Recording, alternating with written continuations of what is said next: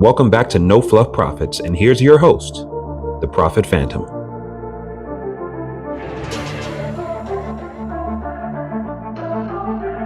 A lot of beginners think that Amazon FBA starts with the ads, but the real game really starts before you ever even place an order. Because one bad sourcing decision can destroy and will destroy your profit margins before your product even reaches Amazon. So in this video, I'm going to show you where to actually source your products in 2026 and in 2027, how smart sellers contact suppliers, and how to avoid getting scammed, and the biggest sourcing mistakes that beginners just keep on making. So let's talk about first where beginners go wrong.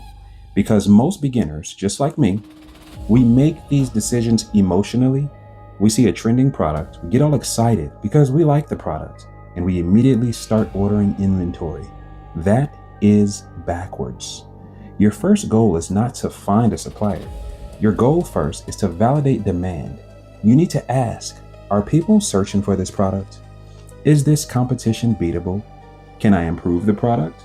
Can I realistically profit after Amazon fees, shipping fees, pay-per-click fees, and even returns?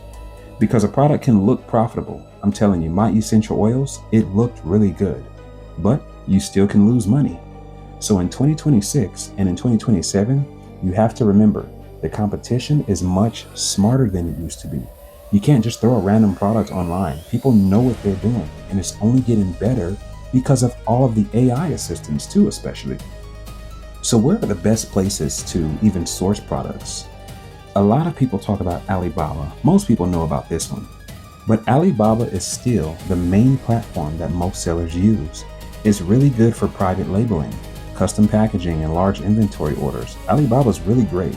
But the mistake beginners make is trusting suppliers too quickly. You should always use trade assurance, request factory videos, ask for samples, and compare multiple suppliers. Don't just go with the first one you find. 1688 is also a good one. And this is where a lot of beginners fail, because 1688 is for more advanced sellers. This is where the most advanced people are going because it's often cheaper than Alibaba, but it's built more for Chinese domestic markets. So it's a little harder to navigate, but a lot of beginners probably shouldn't even start here immediately, maybe somewhere down the line. But it is a powerful tool once you understand its sourcing. Another one is USA sourcing. Now this one's great.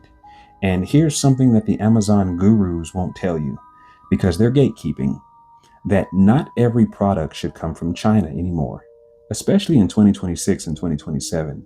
You got to think about the shipping costs. You got to think about the wars that are going on with the tariffs. This is going to affect you with your wait times. You're going to have some long wait times and some global supply chain problems too. Think about the Strait of Hormuz and all of the tariffs that's going on. Just too much going on to be trying to source from China only. So making local sourcing more attractive is really what's going on now. And that's why a lot of sellers use Fair, Thomasnet, and even local wholesalers from trade shows and even local manufacturers. It's just faster shipping and better communication with a lower risk, at least at this time. Sometimes slightly lower margins too, and a much lower headache. So how do you contact a supplier in the correct way? A lot of beginners, they message suppliers like this. They say, "Hi, what's the price of this or that?" And that immediately tells a supplier that you are inexperienced, and they may try to get over on you. Professionals ask specific questions. You have to go in asking for the MOQ, or minimum order quantity. Can you customize this packaging? What are your certifications? What is your production timeline? Can you provide samples? What shipping methods do you use? And which shipping methods do you recommend? Don't ever sound too desperate. The supplier should feel like they are competing for your business, not the other way around. You have to remember that. And most beginners don't even understand that. You want them to feel like they need you. But here's the hidden cost that nobody talks about, and one that I am so passionate about, because the gatekeepers do not mention this. This is where most beginners get destroyed financially. I swear to God, it happened to me.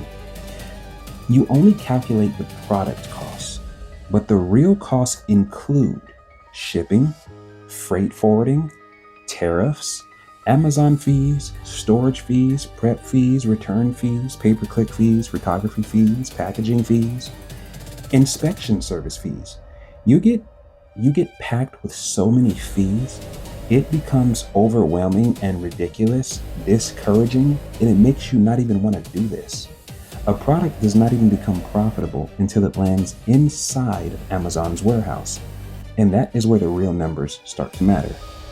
So in 2026 and 2027, we're going to need a strategy because the Amazon game is changing. The old strategy is out. You can't just order huge inventory and run massive pay-per-clicks and hope for the best. That is outdated. The smarter strategy now is to test something small. You need better branding. You need a cleaner listing for higher conversion rates. You need smart sourcing and stronger differentiation. You have to actually work to stand out. The sellers that are winning in 2026, they're not just importing products anymore. They're building whole brands. That's the difference. Generic is out. Most people fell on Amazon because they skip all the boring stuff and just act emotionally. They skip the research, the validation, the negotiation, the discipline. The people winning, they're not just lucky. They simply understand the system before they spend the money.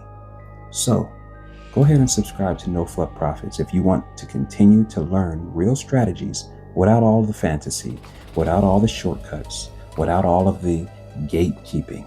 It's my favorite word. I'll see you in the next video. Turn losses into lessons and lessons into income.